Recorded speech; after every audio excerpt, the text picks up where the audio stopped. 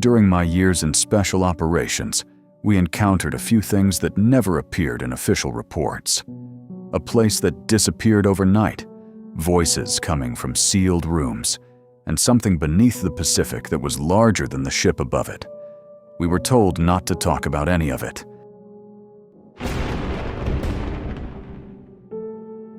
My name is Ethan Calloway. I spent 12 years in special operations, most of it with units that moved quietly, stayed off paper when possible, and learned to accept incomplete explanations as part of the job. This is not a war story. The things I remember most are not firefights, raids, or close calls. Those had structure. They had cause and effect. Something happened. We reacted, and afterwards someone wrote it down. The other things were different. They happened in the margins, during transit, during training, during recovery, during the parts of a mission no one tells stories about because nothing was supposed to happen. I do not know what they were. I only know what I saw. The first one happened in the Aleutians. We were there for cold water insertion work, operating off a strip of land so narrow and wind-beaten, it felt like the ocean had only allowed it to exist temporarily. There were no trees, just black rock, wet grass, low brush, fog, and birds screaming from cliffs you couldn't always see. The place never felt still. Even when the wind dropped, something kept moving. Grass shifted. Water ran between rocks. Fog dragged itself along the ground in long sheets. The island made noise constantly, but none of it felt alive in the normal sense. It felt mechanical, like the place had been repeating the same motions long before anyone arrived. We had been working that area for several days, checking landing routes and timing movement under bad weather conditions. Nothing about the training was complicated, but cold water makes simple things unforgiving. You watch footing. You watch hands. You watch how fast someone's speech changes when the cold starts getting into them. That night, we were moving along a coastal route that had been marked usable on paper. Paper lies sometimes. The route ran above a rock shelf, with the ocean down to our left and a shallow rise to our right. We were spaced close enough to maintain visual contact, but far enough apart that one bad step would not take 3 men with it.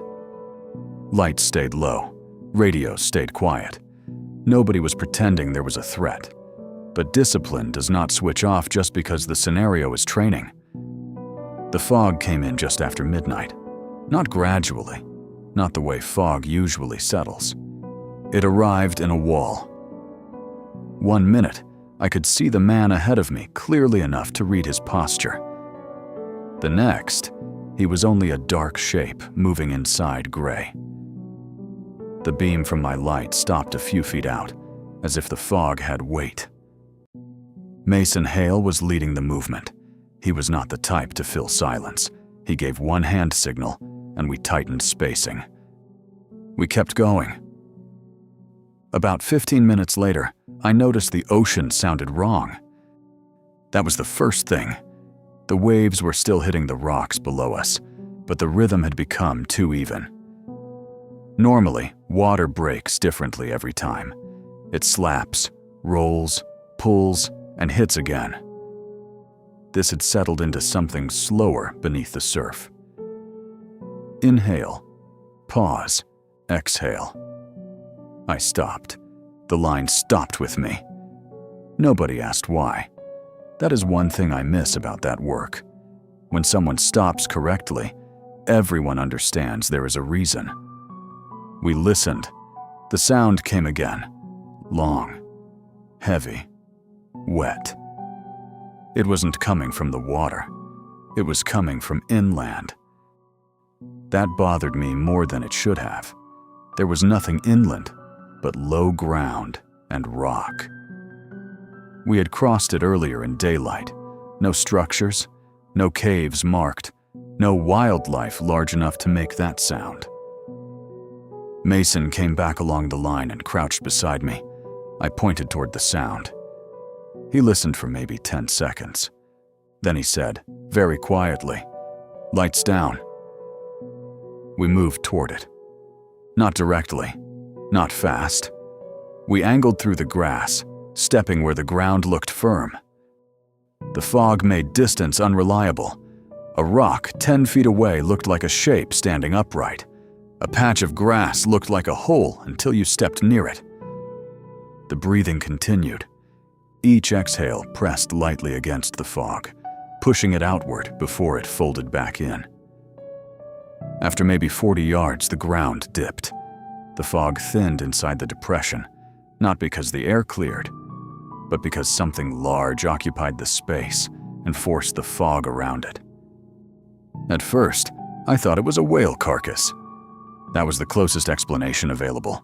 It lay across the valley floor, huge and dark, curved like a body too large for the place it had ended up. I could only see part of it, maybe 20 or 30 feet. The rest disappeared into fog and shadow. Its surface rose and fell slowly. Inhale. Pause. Exhale. The grass around it flattened each time it breathed. There was no smell. That was wrong. Dead marine life has a smell. Wet animal has a smell. Rot has a smell. This had nothing. No salt, no decay. No blood, no musk.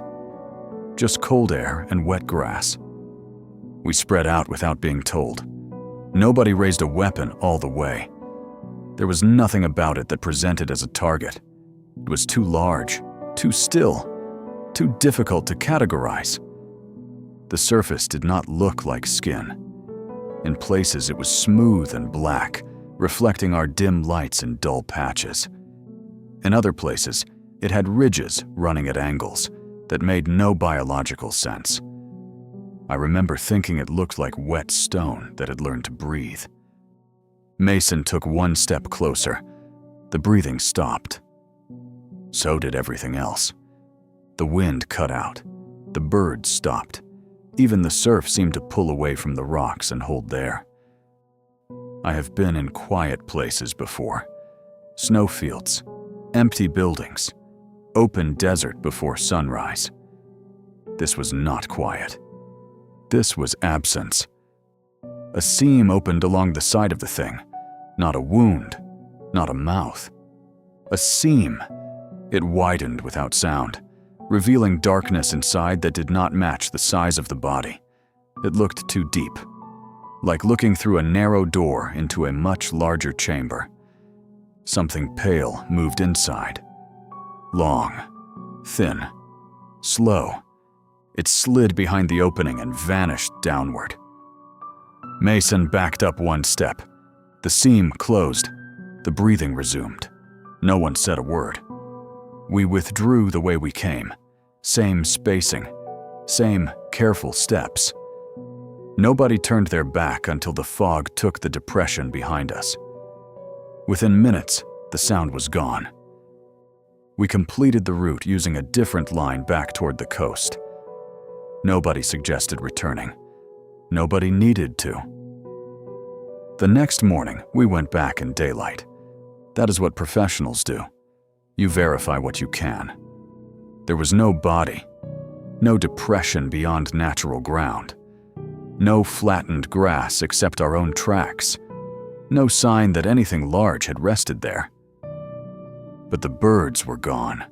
The cliffs on that side of the island had been loud every day we were there. That morning, they were silent. Mason stood there for a long time with his gloves tucked under one arm, looking across the empty grass. Then he said, "This route is unusable." That was the official note. Bad visibility, unstable terrain, alternate route recommended. Nothing else. The second incident happened in Nevada, on land that does not appear unusual until you spend too much time on it. Desert makes distance dishonest. A rise can hide a valley. A basin can look flat until you step into it. Heat can make an object seem alive. Cold can make sound carry farther than it should. We were supporting a joint exercise on a restricted range northeast of Tonopah. The work was boring in the way important things are often boring. Long movement, long observation, radio checks, water discipline, staying awake when nothing changes for hours. Our objective was to establish eyes on a mock convoy route before dawn. We moved at night, no lights, using terrain features and compass work. GPS was available, but you do not build good habits by trusting batteries more than your own process. Around 300, we crossed a dry basin that was not on our route card. It should have been there. The map showed a gradual slope scattered with rock. Instead, we found a circular depression maybe half a mile wide, perfectly level, too level. Renee Walker, our team lead, halted us at the edge. She studied the map, then the ground, then the map again. No one said what everyone was thinking. The desert does not usually make perfect circles. The surface was pale and hard, like dried clay. It reflected starlight faintly, enough to give the whole basin a dull, bone-colored sheen. There were no tire tracks, no animal tracks, no runoff channels. Nothing disturbed the surface. Renee made the call to cross it. That was reasonable. Going around would have cost time and broken the movement plan. There was no visible hazard, no fence, no sign, no reason on paper to avoid it. The first few steps felt normal. Then the ground began to give. Not enough to sink. Just a slight softness under each boot, like stepping on something with tension beneath it. Halfway across, our radios cut out. Not static. Silence. I touched my earpiece, then looked at Travis Cole on my left. He was doing the same thing. The stars disappeared. I do not mean clouds moved in. There were no clouds. The sky directly above the basin turned black. Not dark. Empty. A circle of sky with no stars, no aircraft lights, no depth. It matched the basin almost exactly. Renee made a fist. Everyone stopped. The surface under my boots warmed. That is the detail I still trust the most because it was physical, not visual, not interpretation. Heat came up through the soles of my boots in the middle of the desert night. Then small lights appeared under the ground. Thousands of them. They were not bright. They looked buried beneath the pale surface, arranged in curved lines, spreading outward from the center. They pulsed once, slowly, like something waking from a low-power state. Nobody spoke. The black circle overhead began to lower. You could not judge its distance. It had no texture, no edge, nothing your eye could use. The horizon changed as it descended. Stars vanished row by row at the rim. Travis whispered, "Tell me that's smoke." It wasn't smoke. The lights under the surface shifted. One line brightened and moved toward us. Not fast. Deliberate. It traced a path across the basin, passing between two men, then bending toward Travis. Renee said, "Do not move." Travis froze. The light reached the space between his boots and stopped. For several seconds, nothing happened. Then it dimmed. All the lights went out at once. The black circle rose. Stars returned. Our radios came alive mid-click, as if someone had simply released a mute button. Range control was asking for a scheduled check-in. Renee answered normally. We completed the movement.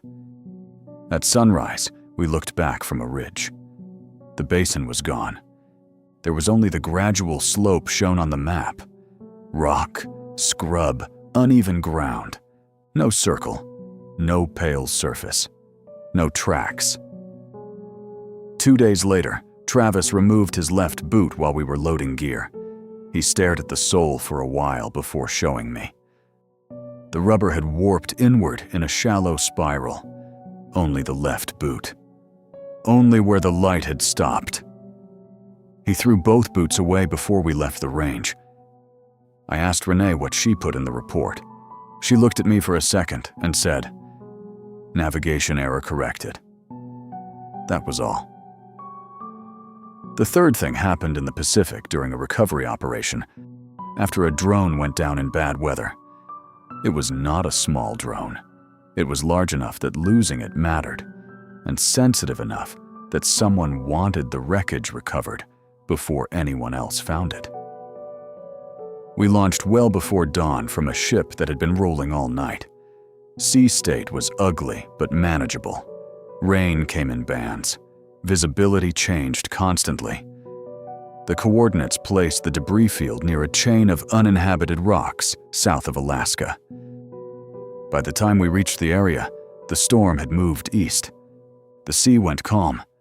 That can happen after weather, but this was too clean. The water around the debris field was flat in a perfect oval. Outside it, waves moved normally. Inside it, nothing moved at all.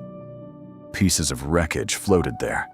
Carbon fiber, foam, twisted metal, cables, all arranged in a slow spiral. Not drifting, arranged. Miles Grant, the boat operator, cut speed and looked back at me. "You seeing the pattern?" I nodded. We moved in carefully. The first pieces came up easy. Too easy. Nothing was waterlogged. Nothing sank when disturbed. It felt less like recovery and more like collecting objects placed for us. Then we found the central piece. It was not from the drone, at least not from any section we recognized. It was a curved panel about 6 feet across, black on one side and silver on the other. No rivets, no seams, no markings. It floated at the exact center of the spiral. 2 men got hooks on it. The moment the hooks touched, the water beneath the boat lit up. Not bright. Deep. A dull amber glow spread downward, revealing shapes below us. Vertical shapes. Rows of them. At first I thought we were above a submerged structure. Some old wreck. Some geological formation. Then one of the shapes moved. It bent away from us. Another followed, then another. They were not columns. They were appendages, hundreds of them long and jointless, hanging beneath something too large to see. No one shouted. No one panicked. Miles said quietly, "Let it go." The men released the hooks. The panel did not drift away. It sank straight down. No spin. No bubbles. No disturbance. As it descended, the amber glow moved with it, pulling those shapes back into darkness. The wreckage around us began to rotate, just enough that every piece turned its longest edge toward the center. Then the spiral loosened. Waves entered the oval. The sea became normal again. We recovered what we could and left. Back on the ship, technicians argued over missing components. The official assumption was that the drone had broken up during impact and scattered farther than expected. No one mentioned the panel. Miles found me later near the stern. He had a cigarette in his hand but hadn't lit it. "I used to think deep water was empty," he said. I looked out at the black surface behind the ship. "It's not empty," I said. He nodded once. "No," he said. "It's occupied." The fourth incident was the only one that involved a warning before anything happened. We were in northern Maine, near the Canadian border, training with a small group attached to a winter mobility program. Snow, forest, frozen lakes, low visibility movement. The kind of environment where small mistakes become serious quickly. Before the exercise, a civilian liaison from the Land Management Office gave us a route brief. Most of it was normal. Then he pointed to an area on the map shaded lightly with pencil. "Do not cross this drainage," he said. Our instructor, Owen Price, asked why. The liaison removed his glasses and cleaned them slowly. "Bad ice," he said. There was no lake marked there. Owen noticed. "There's no water," he said. The liaison put his glasses back on. "Bad ice," he repeated. That should have been the end of it. But training routes change. Weather shifts. People get tired. Visibility drops. 2 nights later, we were moving through dense timber during snowfall, heavy enough to erase tracks within minutes. GPS reception was poor under the canopy. Compass work was slow because the terrain kept forcing small deviations. The forest was quiet in the way deep snow makes things quiet. Every sound was close. A sleeve brushing a branch, a breath inside a face covering, snow compressing under a boot. Then the trees opened. We came out into a clearing that should not have been there. Flat, white, open. The snow across it was smooth and untouched. Owen stopped so suddenly the man behind him almost ran into him. No one stepped forward. The clearing stretched maybe 200 yards across. Trees surrounded it on every side. Snow fell straight down over the open space, but none of it seemed to land. That was the first wrong thing. The second was the sound. A faint creaking under the snow, like lake ice shifting. Owen turned slowly and looked at me. I knew what he was thinking. Bad ice. We started backing toward the tree line.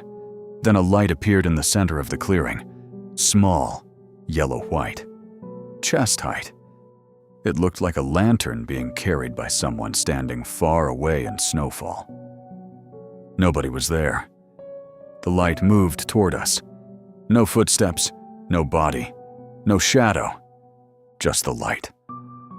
Owen raised one hand. The light stopped too. Then it divided.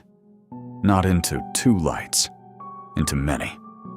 A line of them appeared behind the first, stretching across the clearing at uneven intervals, each one at a different height, like people carrying lanterns through falling snow. Except there were no people. The ice sound grew louder, cracking now, under us. We were not in the clearing. We were still at the edge of the trees, solid ground, roots under snow. I could feel them beneath my boots, but the cracking came from below our feet. Eli Brooks whispered, "Sergeant." Owen said, "Back up. Slow." We moved 1 step at a time. The lights moved with us. When we backed away, they came forward. When we stopped, they stopped. At the tree line, the snow behind us had changed. Our tracks were gone. Not covered. Gone. The forest we had come through looked untouched. Owen picked a direction by compass and led us away at an angle. We moved for 20 minutes through timber, so dense we should not have made good distance. Then we emerged onto our original route, exactly where we should have been an hour earlier. The exercise was canceled the next morning. Official reason? Weather deterioration. Before we left, I saw the civilian liaison standing alone near an equipment shed. I asked him what was in that drainage. He looked tired. "Nothing that belongs on a map," he said. The 5th incident happened in New Mexico, on a training range that had been used by different branches for decades. Old ranges are strange places. They collect debris, habits, and rumors. Rusted targets, concrete pads, unmarked roads that go nowhere. Places everyone avoids without remembering who first said to avoid them. We were running a nighttime navigation and surveillance exercise. Small teams, separate routes, no live ammunition. The objective was to reach an observation point overlooking an old impact area and remain hidden until extraction. The desert was cold that night. Clear sky, hard ground, no wind. My team reached the observation point early. It was a low ridge overlooking scrub, shallow craters, and several decommissioned bunkers half buried in sand. At 0147, every bunker door opened. All at once, there was no sound, no metal scrape, no hinge noise. One moment they were closed. The next, black rectangles faced the desert. We watched through optics. No movement inside. No heat signatures. No radio traffic from control. I called it in quietly. Range control took 13 seconds to respond. Say again. I repeated what we were seeing. Another pause. Then a different voice came on. Older. Calm. Do not approach the structures. I had not suggested approaching them. The voice continued. Maintain your position. Observe only. Do not illuminate. That was when we saw the figures. They came out of the bunkers one at a time. Not soldiers. Not people. They were shaped like people only if you were generous from a distance. Tall, narrow, heads angled slightly forward, limbs too straight, movement too clean. They walked into the open field and stopped in a line. Facing our ridge, we were concealed. No lights, no movement. Wind in our favor, though I do not think that mattered. They knew exactly where we were. One of them raised an arm, not pointing, measuring. That was the impression I had, like it was checking distance. Then all of them turned their heads toward the eastern sky. A low vibration moved through the ground. Not loud, felt more than heard. The stars above the impact area began to blur. A vertical distortion appeared over the field, like heat shimmer rising from pavement. But it was cold. Very cold. My teeth started to ache. The figures walked into the distortion, one by one. As each passed through, its outline stretched upward and vanished. When the last one disappeared, the bunker doors closed. Again, no sound. The vibration stopped. Range control came back over comms. Observation complete. Return to rally point. Our team leader asked, "What did we just observe?" The same older voice answered, "Nothing relevant to your training." No one laughed. The next day, the bunkers were gone, not demolished. Gone.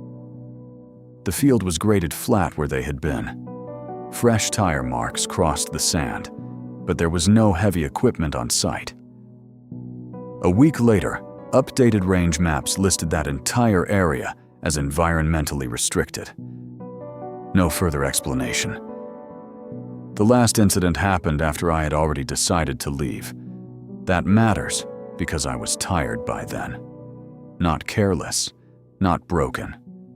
Just tired in the way people get when they have spent years moving through places where the official version of events never quite covers everything.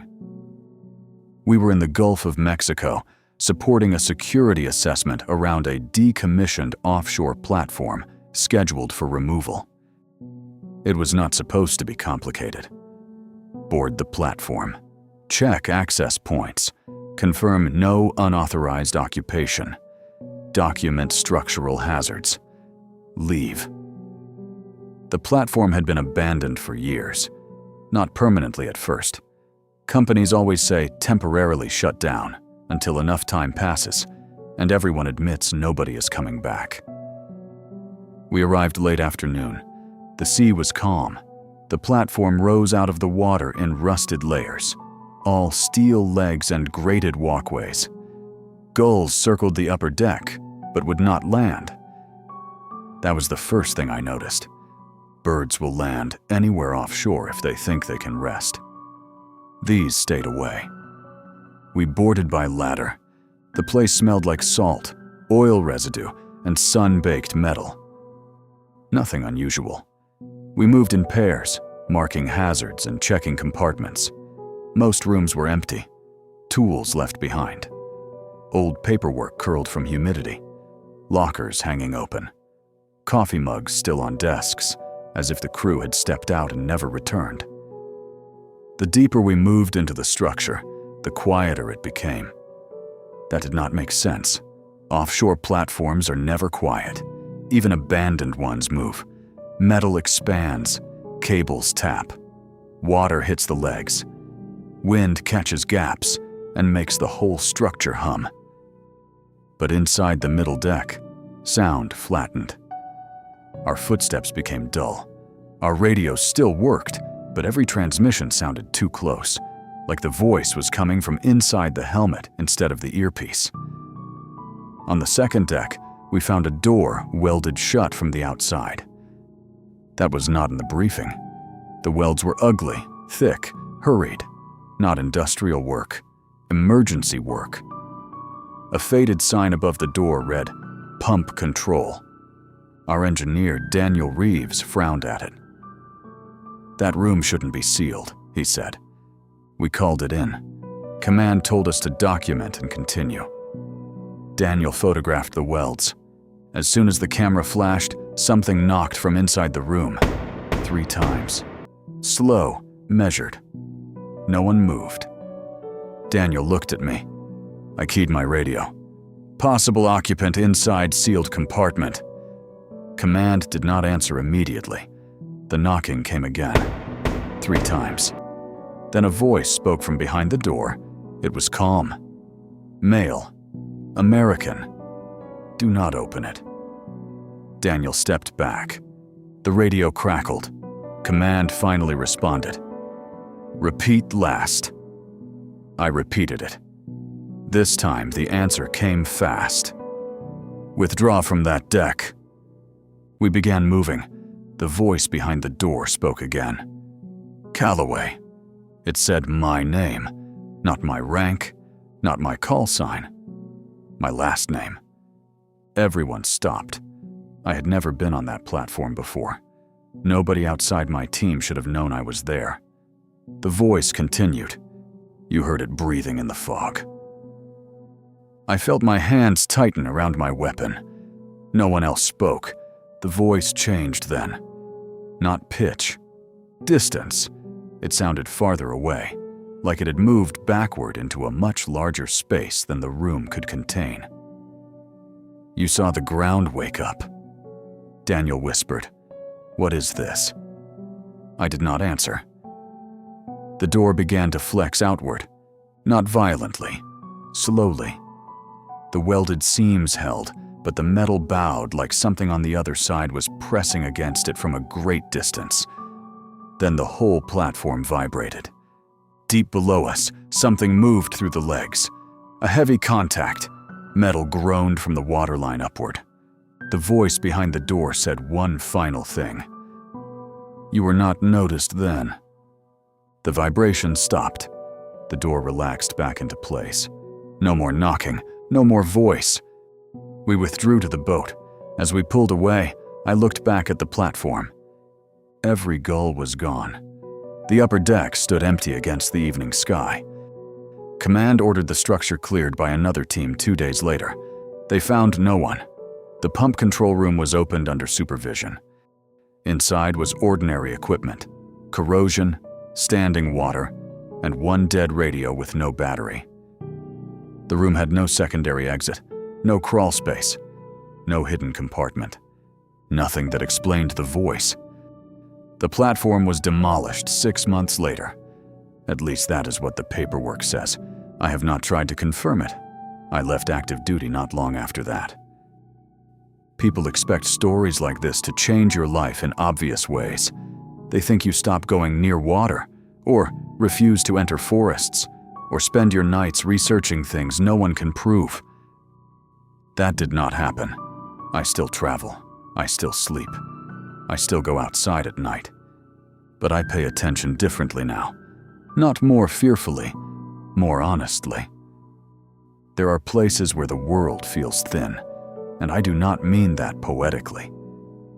I mean there are places where normal rules seem to function only because something larger allows them to. most of the time, we pass through those places without incident. We train, work, measure, map, and name things.